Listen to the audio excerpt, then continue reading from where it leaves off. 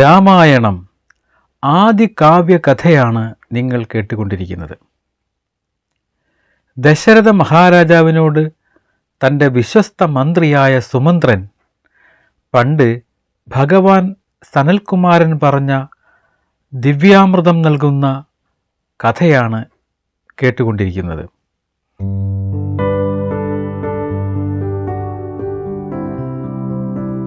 അദ്ദേഹം പറഞ്ഞത്, ഋഷ്യശൃംഗൻ എന്ന മഹർഷി അയോധ്യ നഗരിയിലെത്തുകയും പുത്രനില്ലാതെ വിഷമിക്കുന്ന അങ്ങയ്ക്ക് പുത്രലാഭം ഉണ്ടാക്കുന്നതിന് പുത്രകാമേഷ്ടി യാഗം നടത്തും, അതിനുവേണ്ടി അദ്ദേഹത്തെ ക്ഷണിക്കണമെന്നും അദ്ദേഹം ഇപ്പോൾ ലോമപാത രാജാവിൻ്റെ കൊട്ടാരത്തിൽ ഭാര്യ ശാന്തയുമായി കഴിയുകയാണെന്നും പറഞ്ഞതാണ് കഴിഞ്ഞ ഭാഗത്ത് കേട്ടത്.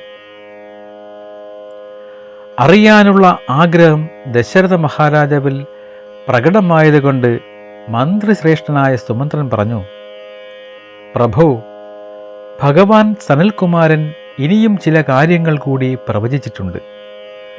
അങ്ങയ്ക്ക് ഇത് അത്യധികം സന്തോഷമുണ്ടാക്കും. ഞാനത് അങ്ങയോട് പറയാം. ഇക്ഷ്വാകു വംശത്തിൽ അതിധാർമ്മികനും സത്യവിക്രമനുമായ ദശരഥൻ എന്ന പ്രസിദ്ധിയാർജിക്കുന്ന ഒരു രാജാവുണ്ടാകും. അംഗരാജ്യവും അയോധ്യയും തമ്മിൽ സഖ്യത്തിലാവും. ദശരഥൻ അംഗരാജ്യത്തു ചെന്ന് ശാന്തയുടെ ഭർത്താവായ ഋഷ്യശൃംഗനെ കണ്ട് സന്താനങ്ങൾ ഉണ്ടാകുന്നതിനു വേണ്ടി ഒരു യാഗം നടത്തിത്തരാൻ ക്ഷണിക്കും. ലോമപാതൻ സന്തോഷത്തോടെ മകളുടെ ഭർത്താവിനെ അയോധ്യയിലേക്ക് അയക്കും. വളരെ ആദരവോടെ അയോധ്യ രാജാവ് ആ മാമുനീന്ദ്രനെ കൊണ്ടുവരും. പേരും പ്രശസ്തിയും കൊണ്ടുവരുന്ന 4 പുത്രന്മാർ അങ്ങയ്ക്ക് ഉണ്ടാകും. അതിനാൽ പ്രഭു, അങ്ങ് ചതുരംഗ സൈന്യത്തോടുകൂടി എഴുന്നള്ളണം. ആ യതിവര്യനായ ഋഷ്യശൃംഗനെ സംതൃപ്തനാക്കി കൊണ്ടുവരണം. സുമന്ത്രന്റെ വാക്കുകൾ അയോധ്യാപതിയുടെ മനസ്സിൽ പ്രത്യാശയുടെ വിത്തുകളിട്ടു. മഹാരാജാവ് ആചാര്യശ്രേഷ്ഠനായ വസിഷ്ഠന്റെ അനുവാദത്തോടെ സൈന്യങ്ങളോടും അന്തഃപുര സ്ത്രീകളോടും മന്ത്രിമാരോടും കൂടി അംഗരാജ്യത്തേക്ക് യാത്ര തിരിച്ചു. മഹാവനങ്ങളും നദികളും കൊച്ചരുവികളും നൽകുന്ന ദൃശ്യവിസ്മയം ആസ്വദിച്ച് ആ സംഘം യാത്ര തുടർന്നു. പലയിടത്തും സംഘം നിന്ന് വിശ്രമിച്ച് പ്രകൃതി മനോഹാരിത ആസ്വദിച്ച് മുന്നോട്ടു പോയി. ഒടുവിൽ ആ സംഘം അംഗരാജ്യത്തെത്തി. രാജസഭയിൽ ലോമപാതന്റെ അടുത്ത് അഗ്നിസമാനനായ തേജസ്സോടെ ഇരിക്കുന്ന ഋഷ്യശൃംഗനെ ദശരഥ മഹാരാജാവ് കണ്ടു. തൻ്റെ സുഹൃത്തായ ദശരഥനെ അംഗരാജാവ് വേണ്ടും വിധം ആചരിച്ച് പൂജിച്ച് ഇരുത്തി. താനും ദശരഥനും തമ്മിലുള്ള സ്നേഹബന്ധത്തിൻ്റെ ആഴം എത്രമാത്രമുണ്ടെന്ന് സ്നേഹത്തോടെ അംഗരാജാവ് ഋഷ്യശൃംഗനെ പറഞ്ഞു കേൾപ്പിച്ചു. 7-8 ദിവസം ദശരഥൻ അംഗരാജ്യത്ത് താമസിച്ചു.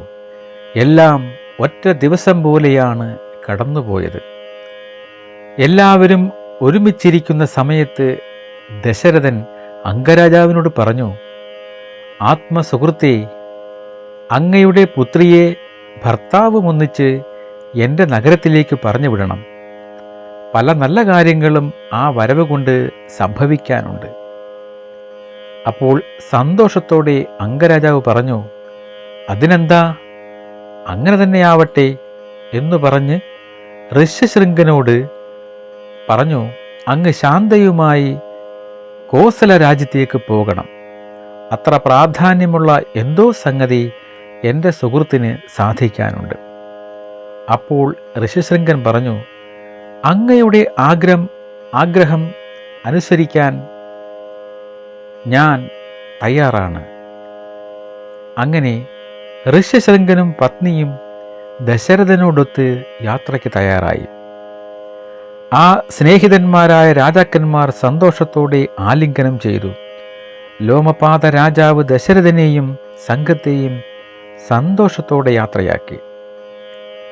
മാമുനിയുടെ വരവറിയിക്കാൻ വേഗത്തിൽ പോകുന്ന ദൂതന്മാരെ ദശരഥൻ അയോധ്യയിലേക്ക് അയച്ചു. നഗരത്തിലെ എല്ലാ രാജപാതകളും നന്നായി അലങ്കരിക്കണം. സുഗന്ധധൂപങ്ങൾ എല്ലായിടവും വ്യാപിച്ചിരിക്കണം. രാജപതാകകൾ എല്ലാ വീടുകളിലും ഉയർത്തിക്കെട്ടണം എന്നും അവരോട് പ്രത്യേകം പറഞ്ഞുവിട്ടു. തലയെടുപ്പോടെ നിൽക്കുന്ന അയോധ്യ നഗരം എങ്ങും ഉത്സവത്തിൻ്റെ പ്രതീതി.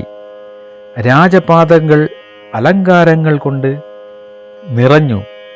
ബഹുവർണ്ണ വേഷവിധാനത്തിൽ നാട്ടുകാർ രാജധാനിയുടെ പരിസരത്ത് തമ്പടിച്ചു. സരയൂ നദിയിൽ നിരന്നുകിടക്കുന്ന ജലവാഹനങ്ങളിലും അലങ്കാരത്തിൻ്റെ മേന്മ കാണാമായിരുന്നു. എങ്ങും രാജപതാകകൾ കാറ്റിൽ ഇളകിയാടി നിന്നു. അകലെ നിന്നും വരുന്ന ദശരഥൻ്റെയും സൈന്യങ്ങളുടെയും ആരവം ഉയർന്നു. ആളുകൾ ഹർഷാരവം മുഴക്കി കൈക്കുമ്പിളികളിൽ പൂക്കളുമായി നിന്നു. ഋഷ്യശൃംഖനെ മുൻനിർത്തി ദശരഥ രാജാവ് കൊട്ടാരത്തിൻ്റെ കവാടത്തിലെത്തി. ശംഖുകളും ദുന്ദുഭിയും ഭേരികളും മുഴങ്ങി. ആളുകളുടെ ആർപ്പുവിളികൾ എങ്ങും മുഖരിതമായി. മംഗളവാദ്യങ്ങൾ കൊട്ടുന്നതിനൊപ്പം നഗരവാസികൾ സ്വാഗതം ചൊല്ലിത്തുടങ്ങി. ഋഷ്യശൃംഖനെയും സഹധർമ്മിണി ശാന്തയെയും അരമനയിലേക്ക് ആനയിക്കപ്പെട്ടു. അന്തഃപുര സ്ത്രീകൾ ശാന്തയെ ആദരവോടെ പൂജിച്ചു. അവർ ദശരഥൻ്റെ ആതിഥ്യം സ്വീകരിച്ച് അയോധ്യയിൽ താമസം തുടങ്ങി. മധുര മനോഹരമായ മധുമാസം വന്നെത്തി. രാജസഭയിൽ ആസനസ്ഥനായിരിക്കുന്ന ഋഷ്യശൃംഖനെ ദശരഥൻ ശിരസ്സാ നമിച്ചിട്ട് ആകാംക്ഷയോടെ സംഭവിക്കാൻ പോകുന്ന യാഗത്തെക്കുറിച്ച് സംസാരിച്ചു. അതിനായി അശ്വമേധം നടത്തുന്നതിനുള്ള അനുവാദം ചോദിച്ചു. ഒരുക്കങ്ങളെല്ലാം തയ്യാറാക്കൂ, യാഗാശ്വത്തെ വിടൂ, ആ മാമുനീന്ദ്രൻ പറഞ്ഞു. മുനിയുടെ വാക്കുകൾ കേട്ട ദശരഥൻ മന്ത്രിസത്തമനായ സുമന്ത്രനെ വിളിച്ചു. സജീവേന്ദ്ര, എല്ലാ വേദവിജ്ഞന്മാരായ ബ്രാഹ്മണ ശ്രേഷ്ഠരെയും വാമദേവൻ, ജാബാലി, കശ്യപൻ തുടങ്ങിയ മാമുനീന്ദ്രന്മാരെയും ആചാര്യനും ഭഗവാനുമായ വസിഷ്ഠനെയും മറ്റു വനവാസികളായ താപസന്മാരെയും വേഗത്തിൽ ക്ഷണിക്കുക. കൽപ്പന പോലെ ആകട്ടെ എന്ന് പറഞ്ഞ് സുമന്ത്രൻ വേഗത്തിൽ പോയി എല്ലാവരെയും വരുത്തി. വേദപണ്ഡിതന്മാരെയെല്ലാം ദശരഥൻ വിധിയാംവണ്ണം പൂജിച്ചിരുത്തി. സന്തോഷത്തോടെ അവരോട് രാജാവ് പറഞ്ഞു, സന്താനമില്ലാത്ത എനിക്ക് ജീവിതത്തിൽ യാതൊരു സുഖവും തോന്നുന്നില്ല. അതുകൊണ്ട് എൻ്റെ പാപങ്ങൾ നീങ്ങുന്നതിന് അശ്വമേധയാഗത്തെ ശാസ്ത്രം അനുസരിച്ച് ചെയ്യുവാൻ ആഗ്രഹിക്കുന്നു. ബ്രഹ്മർഷിവര്യനായ ഋഷ്യശൃംഖ മാമുനിയുടെ അനുഗ്രഹത്താൽ അത് അതിവേഗം സഫലമാകുമെന്ന് ഞാൻ വിശ്വസിക്കുന്നു. ഉത്തമമായ തീരുമാനമെന്ന് എല്ലാവരും ഒരുപോലെ പറഞ്ഞു. എല്ലാവരും അനുമോദിച്ചു. ഋഷ്യശൃംഖ മാമുനീന്ദ്രനെ മുൻനിർത്തി വസിഷ്ഠൻ, വാമദേവന്മാർ പറഞ്ഞു, ഒരുക്കങ്ങളെല്ലാം വേഗം പൂർത്തിയാക്കൂ, അശ്വത്തെ വിടൂ. ധാർമ്മികമായ ഈ ചിന്ത അങ്ങയ്ക്കുണ്ടായത് ഐശ്വര്യത്തിൻ്റെ ശകുനമാണ്. അനശ്വര യശസ്സാർജിക്കുന്ന 4 പുത്രന്മാർ അങ്ങയ്ക്കുണ്ടാകും. മഹർഷിമാരുടെ ഈ വാക്കുകൾ കേട്ടപ്പോൾ ദശരഥനുണ്ടായ സന്തോഷം അവർണ്ണനീയമായിരുന്നു. ആനന്ദക്കണ്ണീരോടെ ദശരഥൻ മന്ത്രിമാർക്ക് നിർദ്ദേശം നൽകി. ആചാര്യന്മാരുടെ ആജ്ഞയനുസരിച്ച് എല്ലാവിധ ഒരുക്കങ്ങളും നടക്കട്ടെ. അതുല്യ പരാക്രമികളായ ഭടന്മാർ സംരക്ഷിച്ചുകൊണ്ട് കുതിരയെ വിടണം. സരയൂ നദിയുടെ വടക്കേക്കരയിൽ യാഗശാല അതിവേഗം ഉണ്ടാക്കണം. ശാന്തിപൂജ എല്ലായിടത്തും യഥാവിധി നടത്തട്ടെ. രാജാക്കന്മാർ പലർക്കും ഇത്തരത്തിൽ യജ്ഞം നടത്താൻ സാധിക്കും. എന്നാൽ തെറ്റുപറ്റാതെ മംഗളമായി അവസാനിപ്പിക്കുവാൻ വിഷമമാണ്. വിജ്ഞാനികളായ ബ്രഹ്മരാക്ഷസന്മാർ തടസ്സങ്ങൾ ഉണ്ടാക്കുവാൻ ശ്രമിക്കും. ഏതെങ്കിലും കുറവ് പറ്റിയാൽ യജ്ഞകർത്താവ് തീർച്ചയായും നശിക്കും. അതുകൊണ്ട് യാഗം വിധിയാവണ്ണം നടത്തുവാൻ നിങ്ങൾ ഓരോരുത്തരും പരമാവധി ജാഗരൂകരായിരിക്കണം. മന്ത്രിമാർ രാജാവിൻ്റെ ശാസന കേട്ട് പല വഴിക്കായി പിരിഞ്ഞു.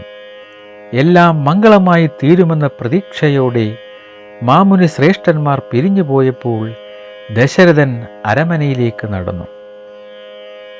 1 വർഷത്തെ സമയമാണ് എല്ലാ ഒരുക്കങ്ങളും പൂർത്തിയാക്കാൻ വേണ്ടി വന്നത്. വസന്തകാലം വീണ്ടും സമാഗതമായി. വൃക്ഷലതാദികൾ തളർത്തു പൂത്തുലഞ്ഞു നിൽക്കുന്നു. സുഗന്ധപൂരിതമായ ഇളങ്കാറ്റ് സദാ വീശിക്കൊണ്ടിരുന്നു. കണ്ണും കരളും കവരത്തക്ക വിധം പ്രകൃതി പ്രകാശം ചൊരിച്ചു. യാഗത്തിൻ്റെ മുന്നോടിയായി എല്ലാ ബ്രഹ്മർഷി മുനിസത്തമന്മാരും വന്നു ചേർന്നു. ദശരഥ രാജാൻ വസിഷ്ഠ മഹർഷിയെ യഥാവിധി പൂജിച്ച് ദണ്ഡനമസ്കാരം ചെയ്ത് ഇപ്രകാരം അഭ്യർത്ഥിച്ചു: ഭഗവാനെ, അശ്വമേധയജ്ഞത്തിലെ ബ്രഹ്മനായി എല്ലാ ചുമതലയും അവിടുന്ന് സ്വീകരിക്കണേ. തൻ്റെ ശിഷ്യനും സ്നേഹിതനുമായ രാജാവിൻ്റെ ആഗ്രഹത്തെ വസിഷ്ഠൻ സ്വീകരിച്ചു. യാഗകർമ്മങ്ങൾ നിർവഹിക്കുവാൻ അധികാരികളും വിജ്ഞരും വൃദ്ധരുമായ ബ്രാഹ്മണന്മാരെ വരുത്തി. സരയൂ നദിയുടെ വടക്കേ തീരത്ത് യാഗശാല നിർമ്മാണം അതിവേഗം തീർന്നുകൊണ്ടിരുന്നു. ബ്രഹ്മർഷി വസിഷ്ഠൻ പൗരമുഖ്യനോട് പറഞ്ഞു: രാജാക്കന്മാർ, ബ്രാഹ്മണന്മാർ, പൗരവന്മാർ, നാടന്മാർ തുടങ്ങി എല്ലാവർക്കും അനുയോജ്യമായ താമസ സൗകര്യങ്ങൾ ഒരുക്കണം. എല്ലാ ജാതിക്കാരെയും സൽക്കരിച്ച് മൃഷ്ടാന്നം ഭക്ഷണം കൊടുക്കണം. യാഗത്തിന് അധ്വാനിക്കുന്നവർക്ക് സമ്മാനങ്ങൾ കൊടുത്ത് തൃപ്തരാക്കണം. യാതൊരു കുറവും കൂടാതെ എല്ലാം ഭംഗിയാക്കുവാൻ എല്ലാവരും എല്ലായ്പ്പോഴും ഒരുങ്ങിയിരിക്കണം. അല്പമെങ്കിലും അവജ്ഞ ഒരാൾക്കും ഉണ്ടാകരുത്. സ്നേഹസമ്പൂർണമായ ഹൃദയത്തോടെയാവണം ഇതെല്ലാം ചെയ്യേണ്ടത്. വസിഷ്ഠൻ്റെ വാക്കുകൾ കേട്ടപ്പോൾ എല്ലാവരും ഒരേ സ്വരത്തിൽ പറഞ്ഞു: അവിടുന്ന് പറഞ്ഞതുപോലെ എല്ലാം നിർവഹിച്ചു കൊള്ളാം. സന്തോഷത്തോടെ വസിഷ്ഠൻ സുമന്ത്രനെ അടുത്തു വിളിച്ചു: സുമന്ത്ര, സർവരാജാക്കന്മാരെയും ധാർമ്മികന്മാരായ ബ്രാഹ്മണർ, ക്ഷത്രിയർ, വൈശ്യർ, ശൂദ്രർ എന്നിവരെയും ക്ഷണിക്കണം. പ്രത്യേകിച്ച് ജനക മഹാരാജാവ്, കാശി രാജാവ്, കേകയേശ്വരൻ, ലോമപാത ഭൂപതി എന്നിവരെ അങ്ങ് നേരിട്ടു ചെന്ന് ക്ഷണിച്ചുകൊണ്ടുവരണം. കേകയ മന്നൻ പുത്രനൊന്നിച്ച് എത്തണം. സിന്ധു, സൗവീരം, സൗരാഷ്ട്രം തുടങ്ങിയ രാജ്യങ്ങളിലെ രാജാക്കന്മാരെയും പിന്നെ ബന്ധുക്കളായുള്ള രാജാക്കന്മാരെയും ആവുന്നത്ര വേഗത്തിൽ വരുത്തണം. ഗുരുദേവന്റെ കൽപ്പന പ്രകാരം സുമന്ത്രൻ ശ്രേഷ്ഠ പുരുഷന്മാരെ ക്ഷണിക്കുവാൻ അതിനനുസരിച്ച് യോഗ്യതയുള്ളവരെ പറഞ്ഞു. താൻ തന്നെ എത്തേണ്ടിടത്തേക്ക് പോവുകയും ചെയ്തു. യാഗത്തിന് ഒരുക്കം കൂട്ടിയവർ ഒന്നായി വസിഷ്ഠൻ്റെ അടുത്തു വന്ന് പറഞ്ഞു: യാഗത്തിന് അവിടുന്ന് കൽപ്പിച്ചതുപോലെ എല്ലാ ഒരുക്കങ്ങളും പൂർത്തിയായി. അങ്ങനെ അയോധ്യാനഗരി യാഗത്തിന് സമ്പൂർണമായി ഒരുങ്ങിക്കഴിഞ്ഞു.